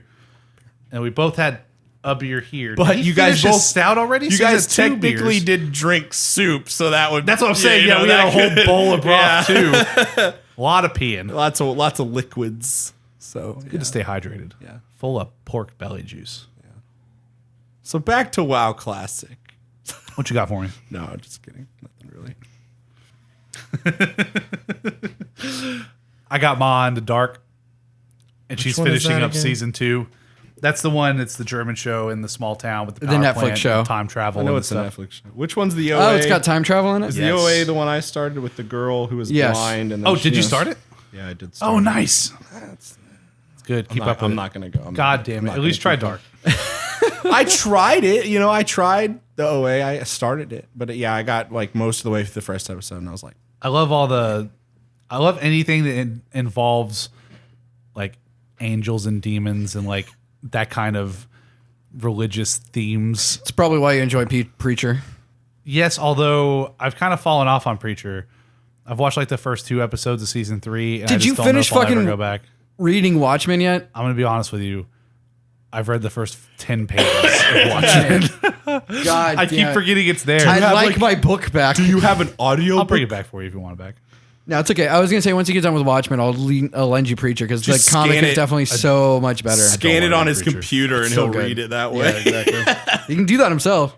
I don't have a scanner. I was about to say none of Plus, it. I could just download. If I was gonna do that, I could download it. That's what I was gonna say. I wanted to borrow. I The didn't realize you could download it. Yeah. I didn't know you could share scanned images on the internets. If you can stream Wing Commander from your house to my laptop, I'm sure there's a way. How did that work out for you, by the way? Great, Awesome. no issues. I mean, especially with that movie. Yeah. But I want to watch Endgame, and you won't. And you said I can't. Oh no, you absolutely And cannot. I can't. Like I said, unless you try the app on your TV, you have No, to because I have to get I have to do a Samsung account, which I thought I had, but apparently I didn't. And I just put in an email and a password. I don't. It's so more than easy. that. It's you got to give them your address and your Give them a fake address. Then it You know how many doesn't sites I've- verify. Yes, it does. They don't send you a letter in the mail. The email address. don't know. You can I even just use one of those don't- temporary email I addresses. seriously thought I did it on my phone once. So I don't know. But Next up, at Sega's Persona Experience event this week, Sony spoke on the Persona series and basically said it is incredibly important to them as a platform holder. So this is interesting because obviously Persona is a third-party series. So this article is from gamingbolt.com. For as long as Persona has existed, its mainline installments have been exclusive to PlayStation platforms. Sure, we get the offshoot every now and then when it makes its way to the Nintendo system, such as Persona Q or the upcoming Persona 5 Scramble. That's what we couldn't remember the name of it. Persona Yep. 5 Scramble, the fuck Phantom is that? It's Strikers. gonna be like I guess a Dynasty Warriors esque open it's like a world Musou brawler game or whatever. Yeah, for the Persona 5 series. Not So what the Switch owners thought they were because those getting. Yeah. always go so well. People love them. I don't know why, but they love them. It's true. I remember I tried. Hyrule Warriors. I picked up Fire Emblem Warriors, and I was like, "Oh, I used to love the Dynasty Warriors series," and it that love did not transfer. Yeah. But as far as mainline Persona installments are concerned, they're only ever available on PlayStation systems, except the first game, which is also on PC. It's clear that the franchise is an important PlayStation mainstay, and it seems Sony feels that way too. At the recent Persona 5 Royale event, God damn it. Sony spoke with Atlas, or about Atlas's series, and mentioned that Persona isn't only a series that is important to Atlas and Sega, but also to Sony and PlayStation as a platform. See, I'm confused. Is this Sony? I mean, is this Sega or is this Atlas? So Sega owns Atlas, Okay, and thank you. Atlas are the developers Of and Persona. were previously also a self-publishing studio. They've self-published in the past. But Sega bought them. Sega bought Atlas, yeah, because their financier was going through troubles, but this only happened within the last few That years. is a little odd. Sega and Sony kind of, Well, again, the partnership was between Atlas and Sony, but I guess it is weird that Sega has been so willing to continue. I mean, that it's thing. great, yeah. And I think a lot of it is just the pull that Atlas has at Sega. Yeah. And Sega's usually been pretty good as far as the publishing side of really letting these studios they don't really do have their own any. thing. They don't really have any room to make the big calls. Do you think after Scramble comes out that Sony wouldn't be interested in buying Atlas outright and making them like a first party publisher? Not necessarily because Sega would have to sell them. Sega Right. wouldn't do And that. Sega wants to keep Atlas. I mean, that's true. I mean, they're Sega making would. these Because Atlas great makes games, more yeah. than just Persona. They do the Shin Megami Tensei series at Right. large, which is very popular. They do that Catherine series. Oh, I forgot about which is Catherine. super popular now. Yeah, especially in Japan. Like you Yeah. got to remember Sega these days. Like they got their fingers in a lot of pies, but like Japan's still a really huge market for them. They're not as they aren't trying to scale the same way as a publisher like an Activision or EA does. They make a lot of merchandise money. They do. Yeah, they do. Yes. Especially, man. They got Sonic and stuff like that. Over there, especially, yeah. Persona 5 on the PS3 and PS4 was the series' most major hit worldwide, helping it break it out of relatively niche corner. Recently, it was announced that Persona 5 has collectively sold over 10 million units. Damn. I'm sorry, Persona as a series has collectively sold over 10 million units. Meanwhile, Persona 5 Royal is out exclusively for PS4 in October in Japan and in spring 2020 in the West. So just interesting because Sony doesn't usually come out and specifically talk up over other third-party this is studios favoritism. and games like that. Yeah, it very much is. And I think that's one of those statements too where like Persona 5 is never getting ported to Switch. It's never getting ported to PC. Give up the dream.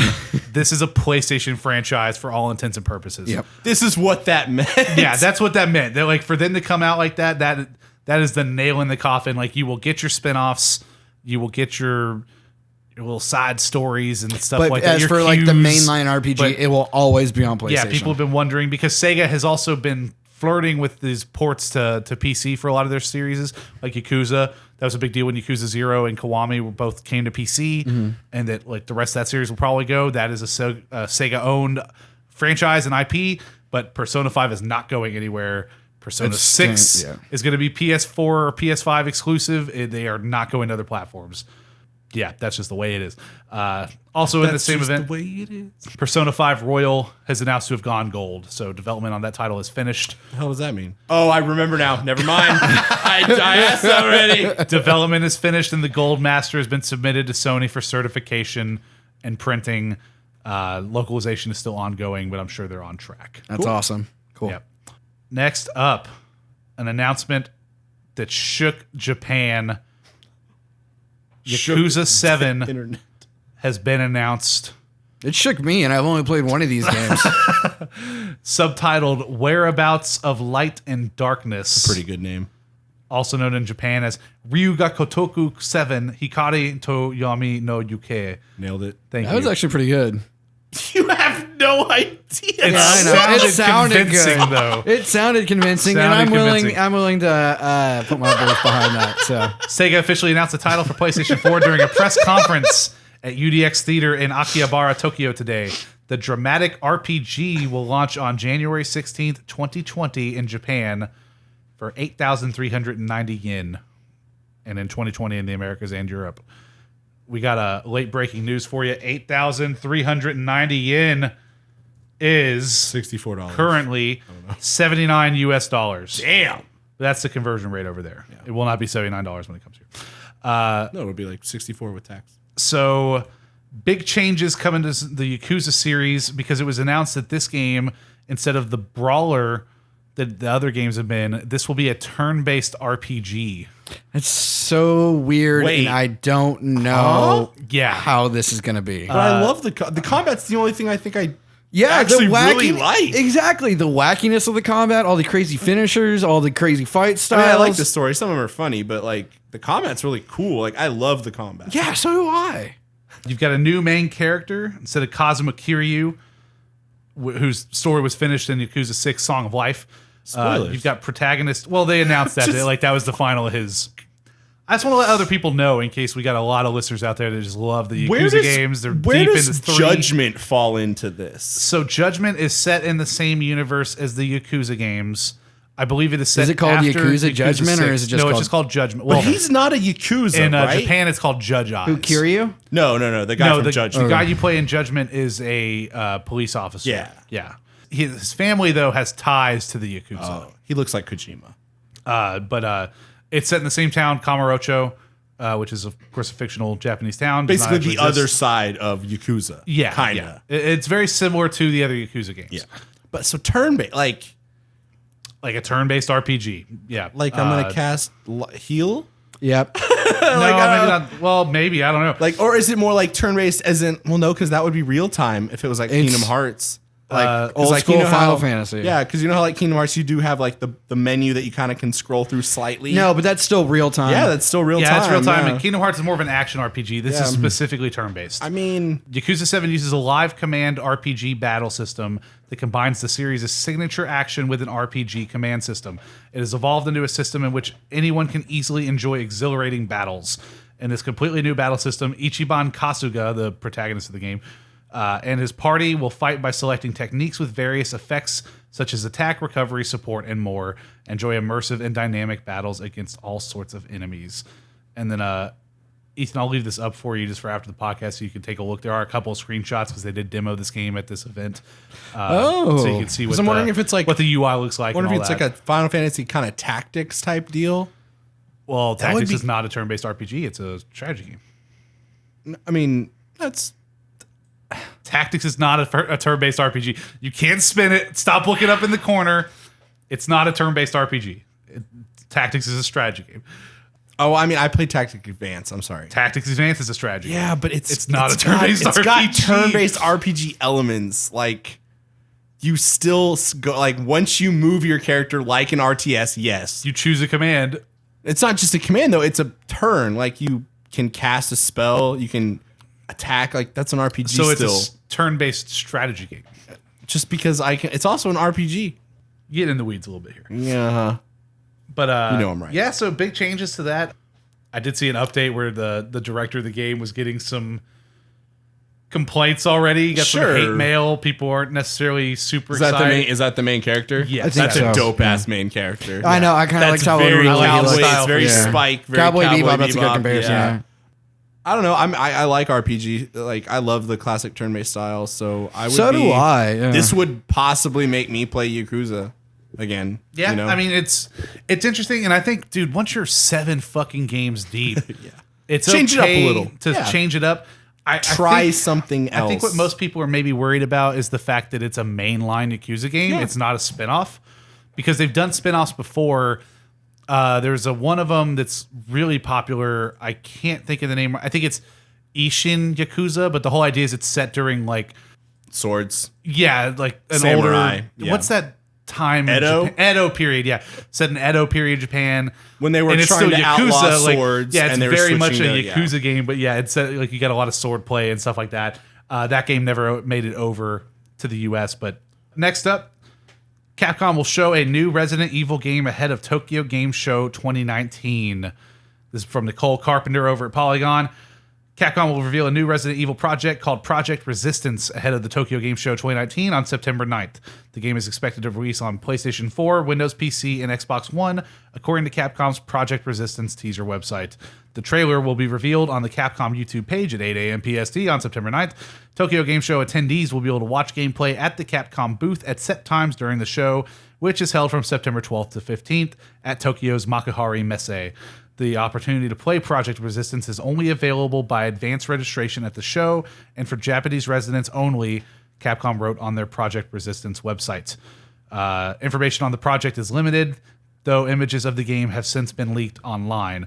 A Reddit user put the YouTube live stream link for the trailer into a thumbnail grabber site used to procure YouTube video thumbnails and found screenshots which are reportedly from the Project Resistance trailer. The images are tiny and exceptionally blurry when blown up, but appear to hint at a 4-player game. Resident Evil enthusiasts on the internet are hoping Project Resistance is similar to Resident Evil Outbreak, an online survival horror game released in 2003 for the PlayStation 2.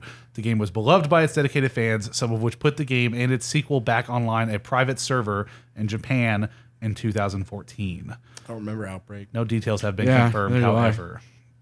I mean, those PS2 So days, man. what are the That's a long time ago. screenshots that people are like everybody's talking about exactly? These I ones. still technically have not seen them. Like They're very like they're just oh, screen I see grabs. what you mean the by main blurry when they're characters. blown up. Yeah, this lower section I think are the higher. I already ones. I've seen those actually. I wonder Sorry. I thought if- they were different. Yeah.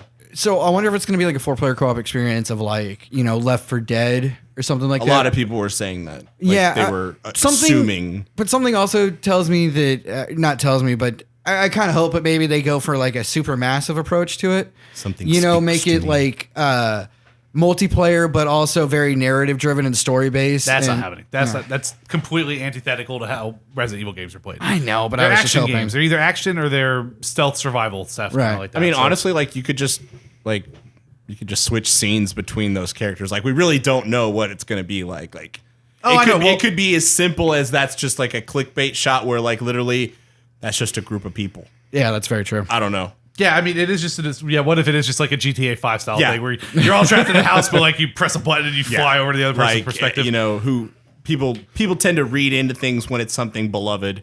Yeah. And they grasp at straws. I mean, I can imagine something more similar to an Outbreak because that's a franchise they haven't played with in a while. Resident Evil has always had spin-off No series. idea what that one They've had is. Revelations. They've had there's another. I'm drawing a blank right now, but there's another big spin-off series as well.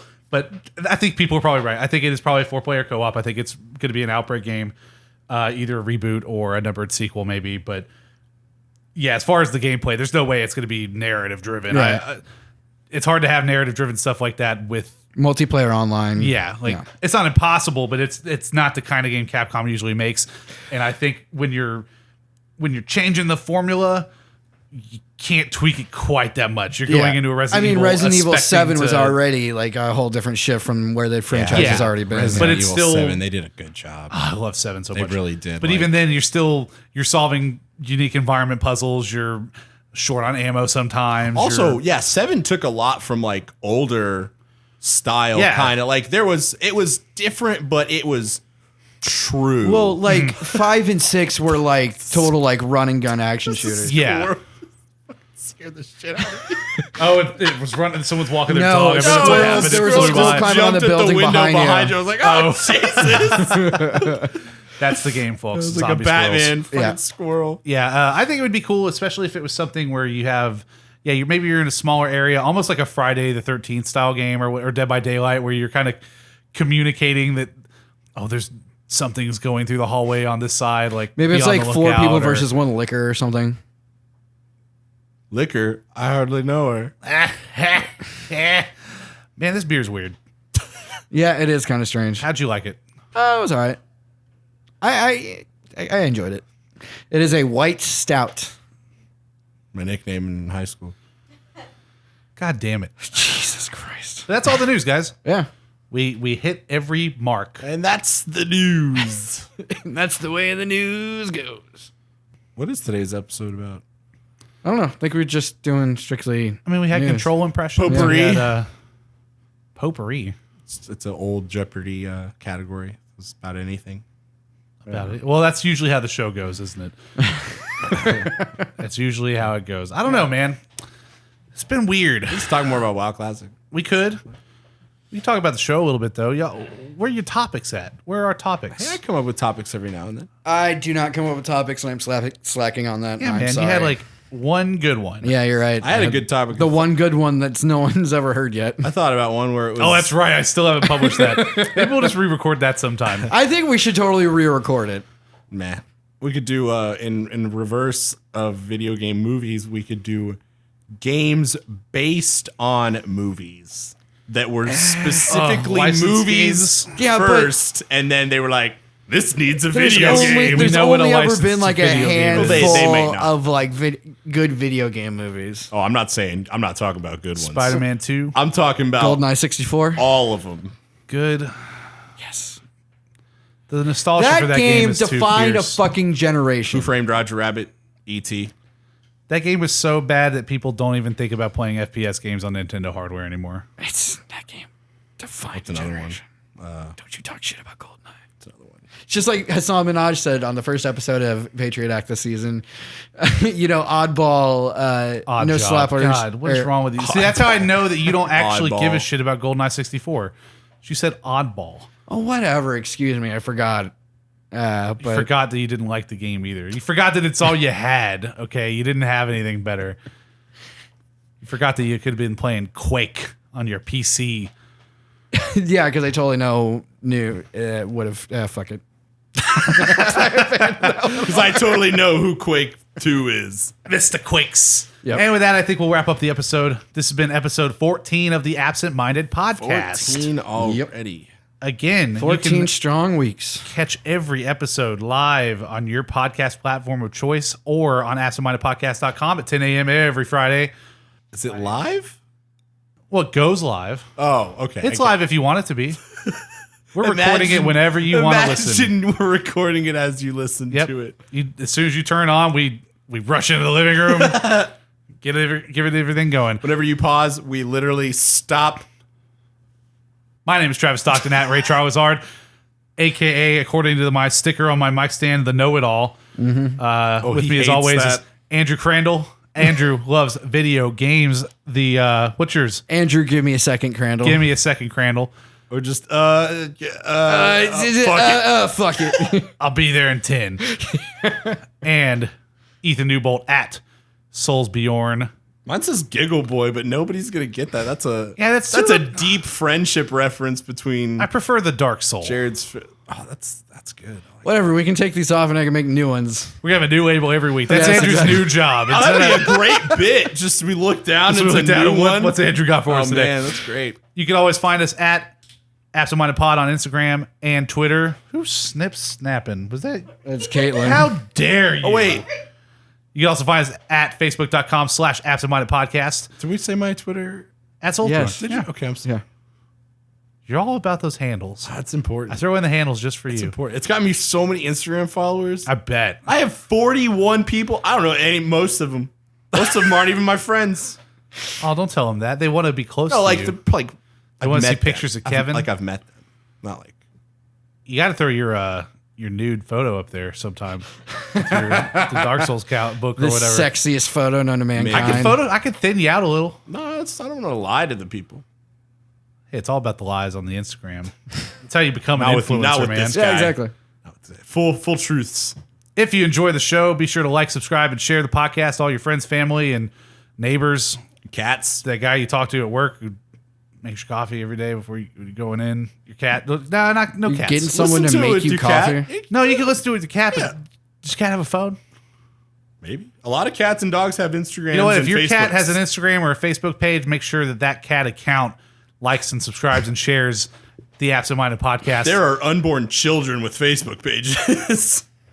And again, you can go to absentmindedpodcast.com to leave us a message, a little voice message. Also, I want to make sure you guys know it's easy to leave that message. You can do it from your phone with the Anchor app. You can do it with your phone from the browser, absentmindedpodcast.com. Everyone's got a microphone. Tell us how you're feeling. Let us know what's going on. We want to know if you're doing okay. We can have Everyone Andrew give you relationship advice. has a microphone. Everyone has a microphone. I like that. And they're always listening. Also at absentmindedpodcast.com, you can use our listener support program to donate $1, $5, or $10 to help keep the mics on. I need $1. That is what I need. Oh, yeah, good song. Ooh, that is a good one. Good song. I remember Girl Talk. Yes, I did. Yeah. Oh, Love man. girl talk. We need some new Girl Talk. Is he even still legally allowed to make music? Wow. Of course he is. If you No, did it he's, before, I think he put out another album after like one of the ones that he did. I don't know. Last album I remember listening to him was like Night Ripper, I think it was called. never heard of that one. All right, guys, take it easy. Have a great day. Auf Wiedersehen. Goodbye. Goodbye.